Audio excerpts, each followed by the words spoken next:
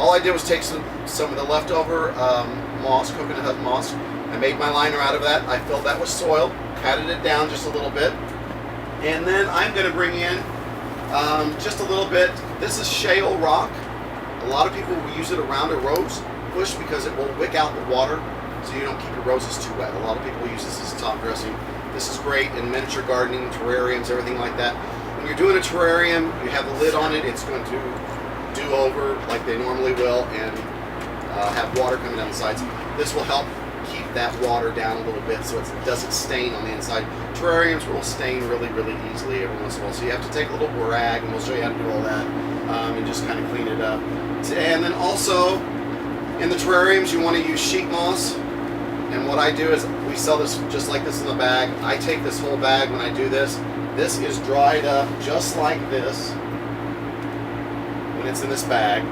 I took this about an hour ago and wet it down. And that's how green it is. I just put this, open the bag up, put this bag underneath the sink, let it fill up with water. There's little air holes in it anyway. And then the water drains out, and this is what you come with. And then all you have to do to keep that is just seal the bag up, put it in another little trash bag, and you can use this for months. But once this touches the soil, it actually activates it. It doesn't grow, but it still keeps it green. It will absorb the moisture from the little garden that we're going to do. Today we're going to take this, and we're going to place our bed just like this. Pull that off, spread this out.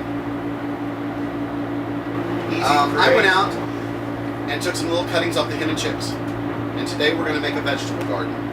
So what we're going to do is we're actually take your finger, pull that moss apart just a little bit. First off, I forgot to do this. We're going to take a little bit of the shale, and I'm going to pour right on the top, just like that. Really, really simple. Now I'm going to take my hand, I'm going to pat it down, and that's going to be our new garden bed.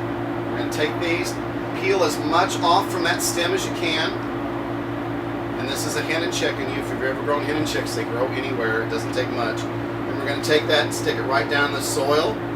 We're going to separate these just a little bit. Take another one, stick it down in there. We'll do a real pretty green one. Break that stem off a little bit, peel it back.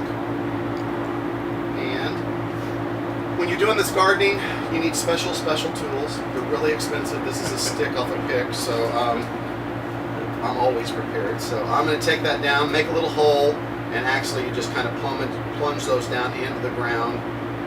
And you come up with a little vegetable garden, kind of cute. Now what we're going to do is we're going to take these little bitty glass globes that you would normally see in a real vegetable garden, and we're going to place over the top, just so in case we get a bad frost outside, or in your house.